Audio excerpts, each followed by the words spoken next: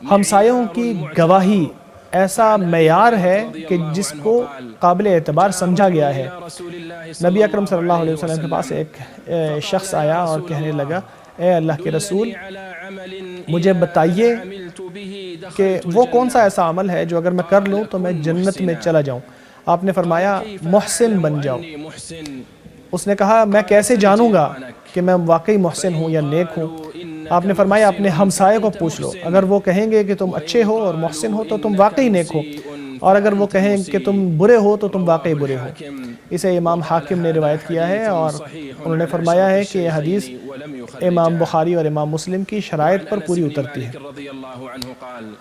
اسی طرح انس بن مالک رضی اللہ تعالیٰ عنہ سے روایت ہے کہ آپ صلی اللہ علیہ وسلم نے فرمایا، کوئی شخص ایسا نہیں ہے کہ جو اس دنیا سے رخصت ہو جائے اور اس کے قریبی 4 گھر والے یہ گواہی دیں کہ اس کے بارے میں انہیں بس بھلی بات ہی معلوم ہے، اس کو اچھا ہی سمجھتے ہیں، تو اللہ تبارک و تعالیٰ فرماتا ہے کہ میں نے آپ کی گواہی اس کے بارے میں قبول کر لی، اور جو تم نہیں جانتے اس کو میں نے اس کے لیے بخش دیا ہے۔